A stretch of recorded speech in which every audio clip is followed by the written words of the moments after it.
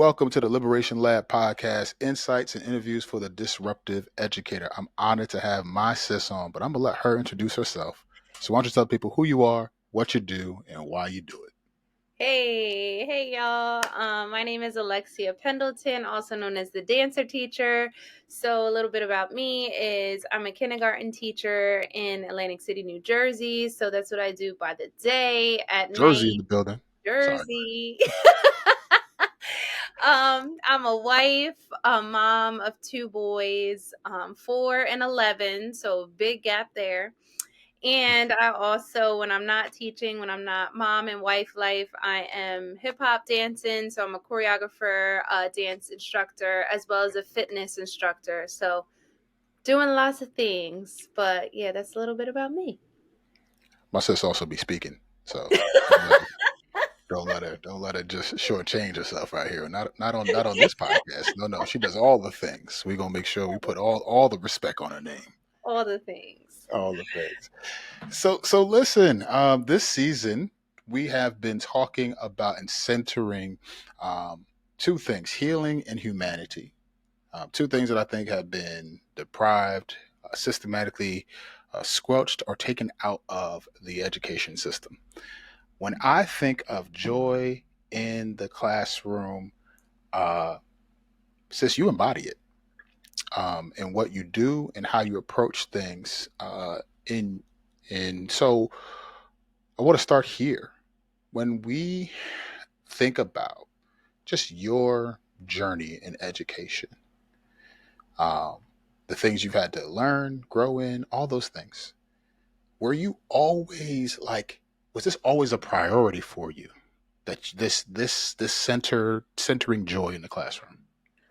Most definitely. I think with all things, I want to center joy because joy is freedom and liberation in my eyes, and the Mm, system does everything to take that away from us and our kids. mm, So I always want to prioritize joy because we're going to go through, happy times, but a lot of education be hard.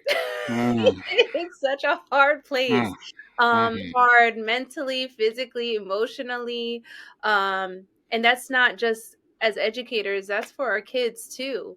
Yeah. So I wanted to be in a place and cultivate a space that not only I feel free and safe, but my kids come every day and feel the same, where they Mm, can be their authentic selves, where the system might come for us a little bit, but if we always focus on that joy and that spirit and that connection and community, it transforms just the way we learn, the way we see each other, the way we move, and it keeps me sustained in this work. I've always been mm, one to say, the classroom is the place where I feel the most free. I feel my most true, authentic self. I feel safe, and I don't know if it's just because it's children that don't be judging, but I think it's important that we bring that energy. That's how we yeah. combat, systems of oppression. I think that when we think about education right now, today, teachers that are walking back into classrooms, especially where we are, right? So when we think about the way that teachers are coming back to the classroom, there's a sense of just collective dread. Hmm. For some, they're not walking back into the classroom. They're getting dragged, kicking and screaming into the classroom. They're not ready for summer to end. Matter of fact, uh, they would rather be doing something else. And I think a lot of it is because there has been a lack of joy. I agree. Um, Joy being an act of resistance, joy being the vehicle that can drive our learning and instruction. Um, but here's the danger, and this is where I want to kick it to you. There are many educators who feel like, well, if you go too far down that joy road, then you're not going to have enough learning. And they see these two things as antithetical to one another. What do you say to the educator that feels like, nah, you're doing too much? Well, I would like to say you better look up the neuroscience behind it, because when we get deep into how the brain works, Yeah. not only with just how children's brains are forming and the pathways, the neurological pathways that make new connections, but it's also, trauma informed. So That when part. I teach, I always, go back to the brain, and I want, equity centered trauma approaches Mm. to my instruction, to my classroom. And when you really look into the research, and see the evidence, there's no denying that, joy helps to rewire the brain in so many ways that leads us into critical thinking and learning.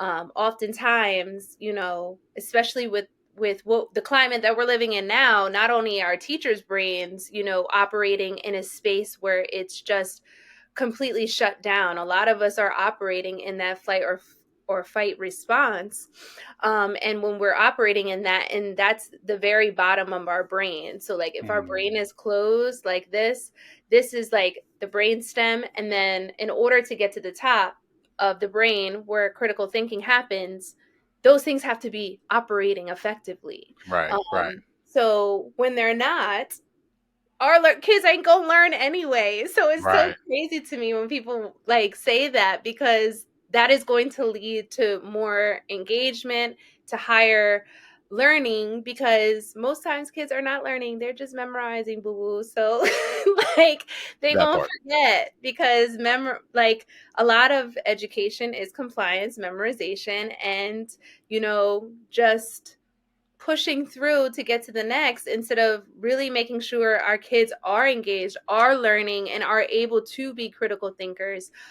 We gotta bring all those levels down in the brain, and it's apparent now because educators are feeling the same trauma response that a lot of our kids might be experiencing as well. Mm. I heard a story once that you made me think of just now, and it was a story of um, this man who would like walk to work every day, and on his walk there was this. He would see this man pushing this like lever, this pump. He'd be churning it, and he would not tire. He's like, "How does this man do this?" So every day he would see him, and one day he decided, like, let me talk to him. Hey, sir. No response. He keeps going. Um, the next day he's like, you know what? I'm not gonna take no for an answer. I'm gonna go down there. So he goes down there and he realizes that it's not a man at all. It's really the pressure from this valve is making the dummy continue to churn. And and I think what we've done in education is reverse the process of learning so that we're looking at the indicators like are they repeating the process from the pressure that we put on the baby? No, they're repeating what you're saying, but really we're not getting to the bolts and the essence of true learning. Can they make that connection and make it to something that's happening in the real life? Are they getting to this higher order thinking? Are they doing any of that? Well, probably because our classrooms are boring. Mad boring. Probably because we have not approached learning in such a way that makes it like if you don't believe this, they not gonna believe it either. And there's something that I know about kids. They will tell you what's real.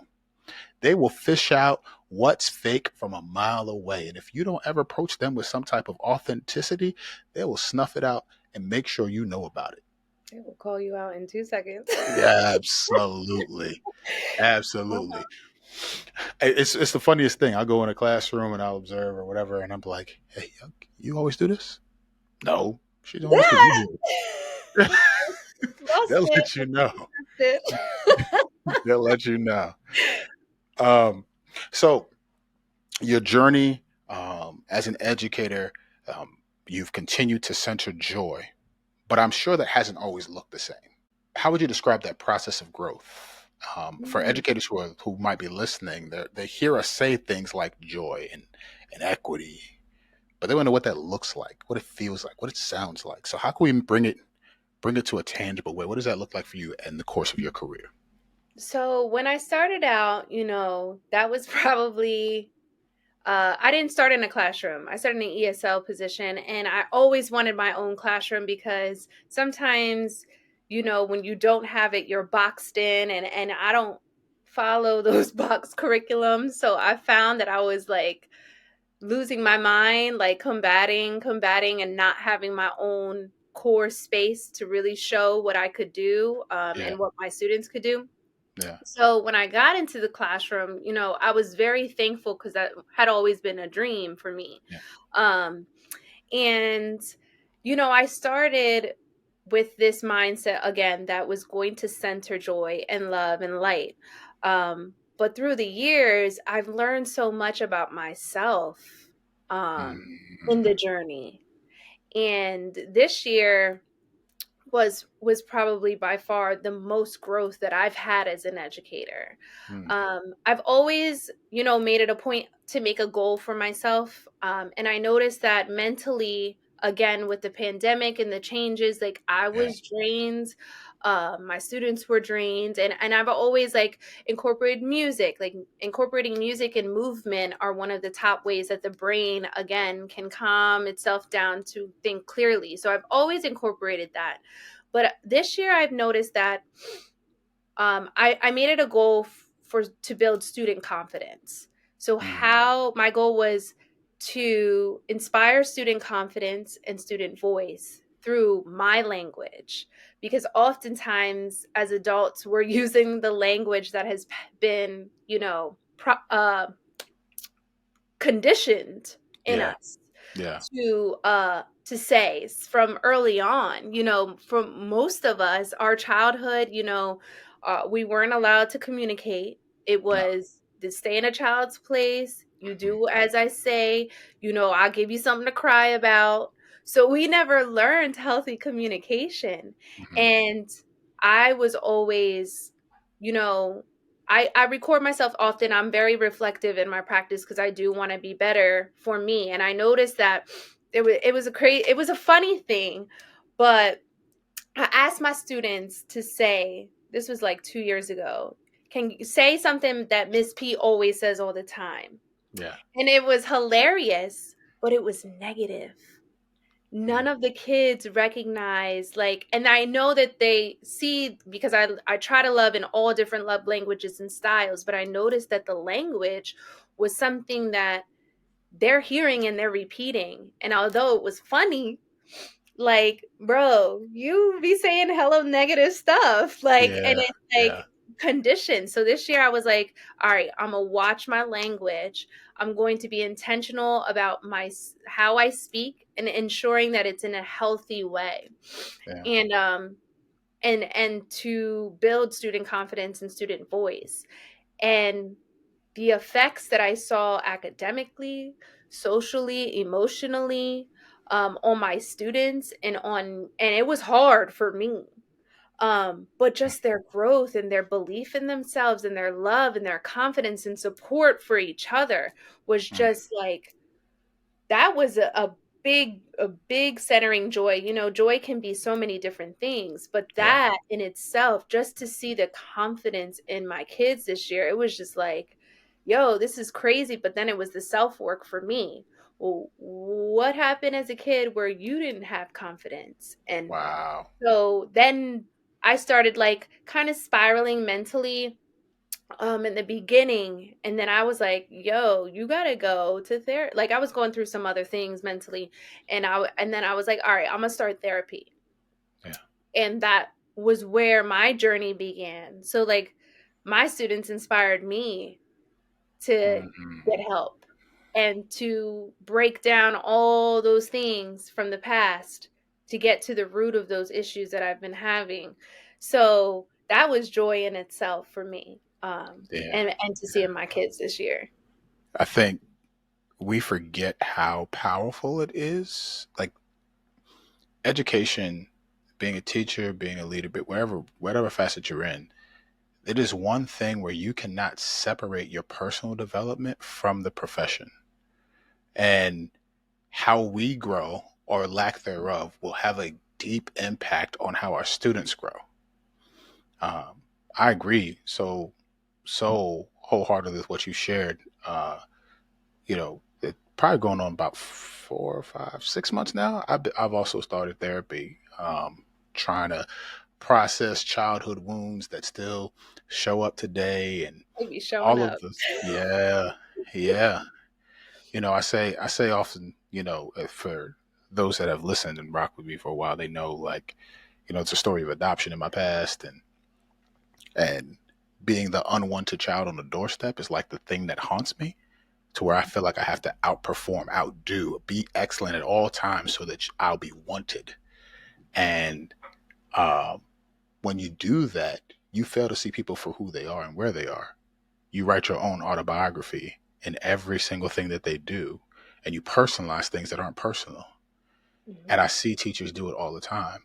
And I'm starting to recognize through my own healing journey, oh, there's a space of unmet expectation, unprocessed harm that is replicating itself here.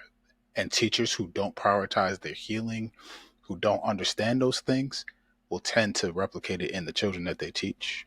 Whole, Mhm. like, it is straight hook, line, and sinker what happens.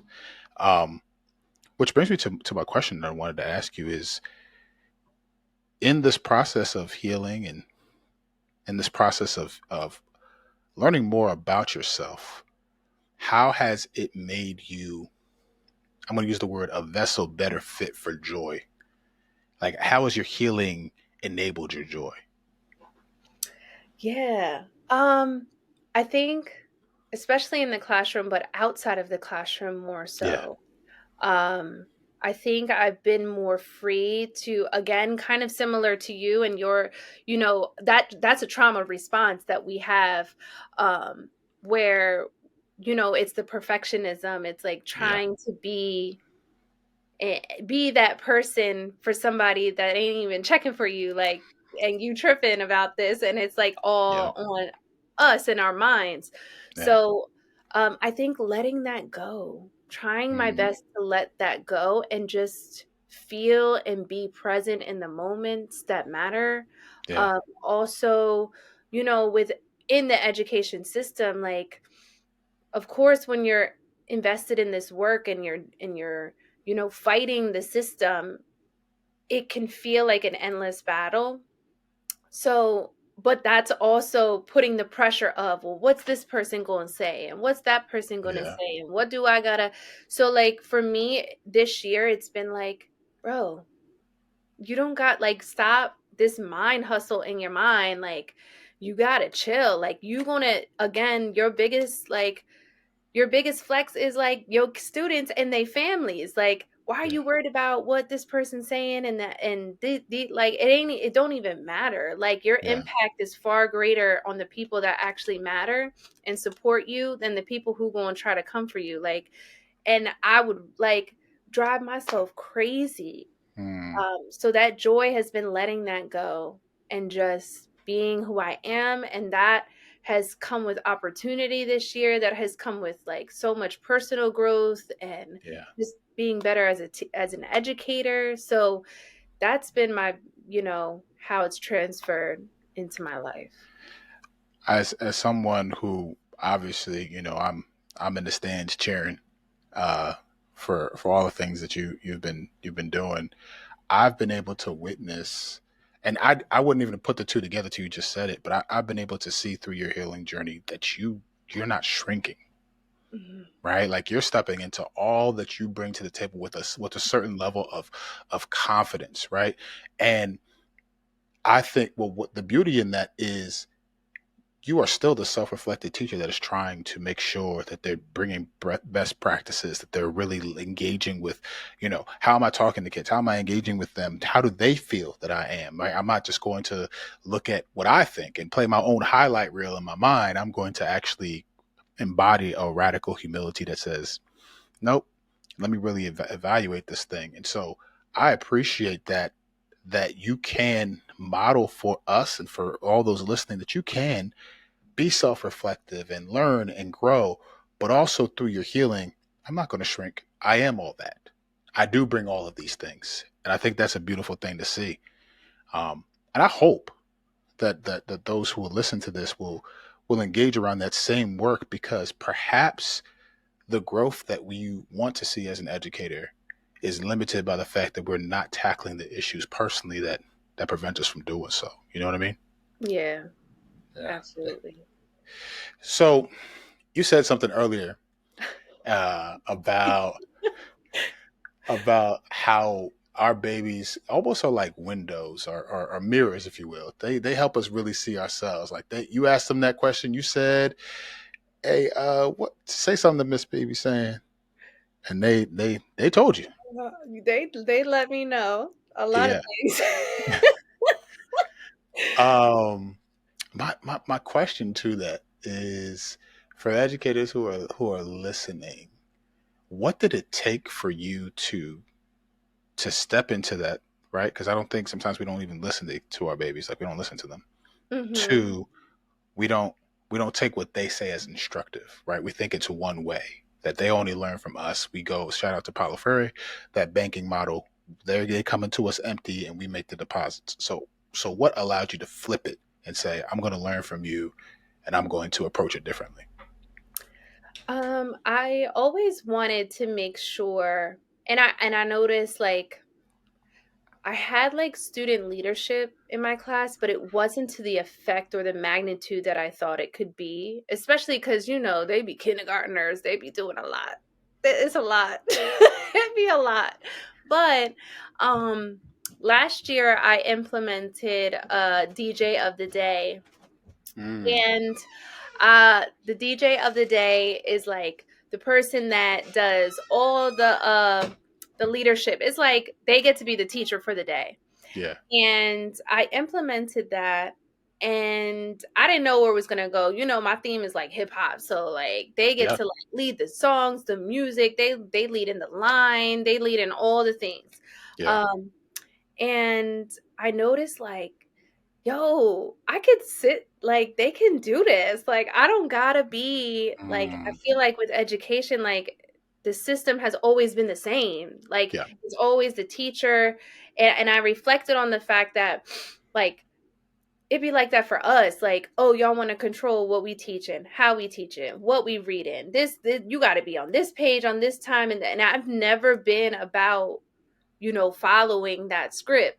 So I was like, but my students need that. And they need that outlet to, one, learn how to lead and be given yes, that confidence to lead. Like we don't yes, allow them to do it. And then we like, yo, why they nuck if you buck? Because we ain't giving them no no opportunities. And yeah, like I was thinking like it's kind of like that parent that's like sheltering their kid, like, and they not letting them do nothing, and then they go to college and they walling out, like, but wow, we're building the same type of students. They're suppressed in their thinking. They're not allowed. They have to be a code of compliance with everything, like, yeah, and then the minute they have like a fun day at school, they're like, oh, they can't handle that because yeah, they be out of control. But yeah, we've never get them an opportunity to lead, practice, have critical conversations. So it's like, it's mad important to me to see the effects of student leadership, student community. So, like, last year, I developed like community careers, so like changing the dynamic of how we like reimagining the classroom. So like we got a secretary, we got like a reading specialist, a writing specialist, a love consultant. Like they are taking over the classroom and leading it, feeling like not only leadership qualities but like autonomy in the hmm space, hmm running it. And it's like a community that we would want to see in the real world, but like obviously it's in a classroom. But like if we could all have these mini like things in our classroom that should be what society sees, and yeah, is, it would be a game changer. But people got to be unafraid to step out of the box and reimagine what that looks like, and not be afraid to get in trouble because they gonna say something anyway. So absolutely. I think the opportunity for our students to grow into leadership, the opportunity for them to fail forward mhm, and understand they can pick themselves up and get back to it. Like we don't entrust them with small things. Then we get to the big moment and are like, see, this is why we don't do that. mhm, So hold on, wait a minute. Let me make sure I understand this right. You don't give them things because you haven't taught them how to receive the thing, and then you punish them for not receiving it the way you wanted them to. Make it make Like, sense. how does help Make it make help sense. me help But me it's understand the that? culture all the way around. Like this is in schools across the country. And when I Yeah. hear it, it's like, bro, y'all gotta give these kids a chance. Like, and you have to model it. You have Yes. to be like show them what it looks like. Like the greatest like problem is we have expectations with no communication and no modeling. So how are they Yes. supposed to know? Yes. Yes, it is. It is the uncommunicated expectation. Yeah, Any relationship, right? Shout anything. out to all the husbands out there.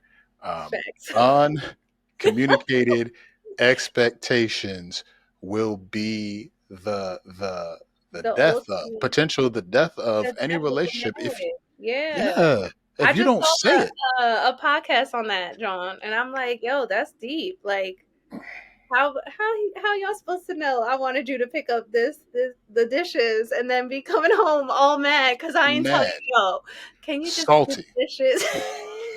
Oh we yeah. we be running y'all ragged. I know, but I'm doing better with that. Yes, Better.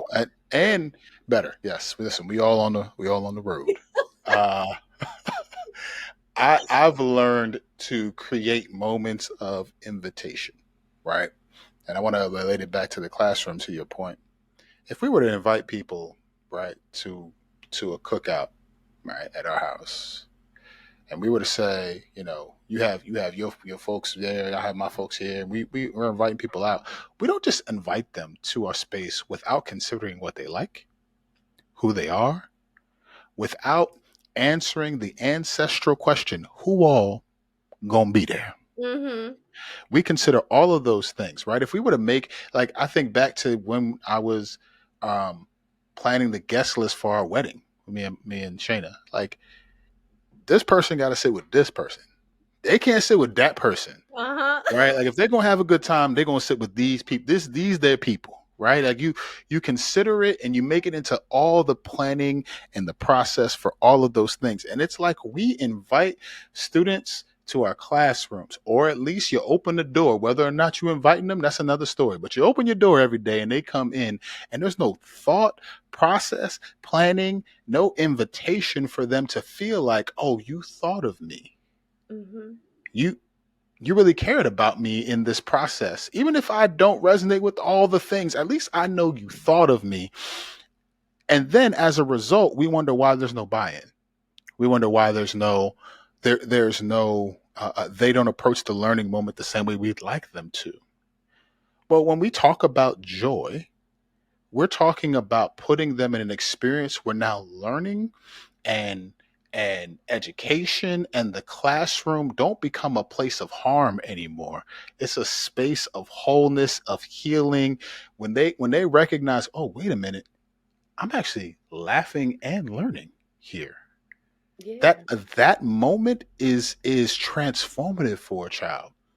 Now, I can hear many teachers. Listen, Alexia, I see your videos. I clap on 1 and 3. Uh, I can't dance like you can dance. I I have an appreciation for hip hop, but from afar. I'm not Mm-hmm. saying the lyrics. I'm not doing the things. I don't know how to do all that. So how can I, and let's just assume here, my non-rhythmic self, how can I embody joy in the classroom? I can hear them saying, I got rhythm, just for the record, just saying, Oh, somebody else might come not on. have it and might not be able to. I would say for one, and go into your point, like inviting the students in takes a lot of communication that we're not having. So Yeah, one thing that I do from the jump of the day, just have music playing. Now it could be getting to know your students and asking them what they like, yeah, or making a playlist with different music and old school, new school, hip yeah. hop, rock, whatever you like have the doors open to where it feels like you go into the club every day. Like that's the feeling that I've always said, like when you Mm. out with your friends and you kicking it and y'all like what is the greatest feeling? Like, it's just like y'all having fun. It's like I want my kids to come into school just feeling that feeling every Yeah. day. Yeah. So from the jump, but then it's not just like dancing and singing and carrying on. Like, a big component of the joy in my classroom is cultivated in our community meetings. So like, Mm, really taking the time, and it could be 10 to 15 minutes, but like, we got to do better than just saying, okay, pick a picture, which one is it, happy, sad, mad, like how you feeling. Like, all of our students need to be involved in those conversations. So in the beginning of the yeah. year, it could be easy questions, like that's that surface culture, like what's your favorite this, what's your favorite that, like that's getting to know what your students like, da da da da. But then we go into feelings, like, and not just happy, sad, like what is it, and all my students have the opportunity to share so we can hear from different perspectives. But like, what does it feel like when you frustrated, like what makes you frustrated, what Mm, makes you feel what makes you feel furious, what makes you feel ashamed, what makes you feel depleted. Like, these are mm, different, emotional, building that emotional intelligence within them, that vocabulary, because most of our kids don't have that vocabulary. Even we don't have that vocabulary. Like, okay, let me think. And then it's like, oh, Miss P gets frustrated when we tap her. Like, but I know what this student makes her frustrated. So let me chill on that, because then that mitigates a lot of the behavior problems. right. And then once we get the vocabulary, we go in deeper into like, what brings you joy? What Yeah. is love to you? Yeah. What does dreaming mean? So like, throughout, and this is kindergarten. Now, I wish I had the older students, because Yeah. they 5, so they answers ain't gonna be but so deep. But Yeah. sometimes it do be getting deep. And it's like, somebody will talk about their family life and some, traumas that they might go through. And then the other kids is like, yo, I see you for who you are. That's how we build joy, because we get to know each other on a deeper level. And then that gives us, to love each other even when it's hard, because they be tripping still. Yeah. But that's one of the biggest ways that I would say to build joy. And Yeah. just laugh. Like, how many times a day are you fixing behaviors? I read something like 85% of a teacher's day is fixing student behaviors. Like, you Yeah. spending hella time on that, and then their kids ain't learning. So like, how many times are you laughing? Like, ask yourself, ask your students, how many times do we laugh throughout the day? How many times do you smile? How many times do you feel defeated? Like, and that's how we build joy, we build love and light in our classrooms. Yeah. I love the piece about teachers co-creating the space with their students. I Mhm. think so often you get all of the decorations, all of the things. You decorate every single wall. You put up all the stuff, and I know that it's with intention, right? Like you're excited for the year, but I always say like leave a wall or two free and create that space with your students so they can begin to when it's theirs and they own it, they feel a sense of belonging to it. It's harder to harm it, Mhm. right? And you have a sense of restoration now because they understood what the assignment was when they first started.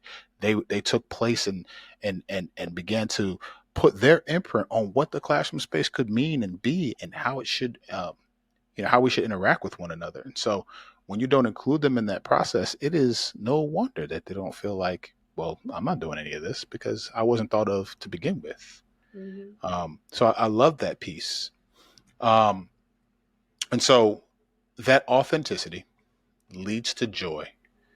Um, for those who are listening, can you share just like some wins from doing this? What, like any stories that stick out that could leave our listeners feeling like, okay, I can do this and I can see the end result because Miss P does it.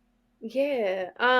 I would think of my biggest challenge this year with a Hmm. student.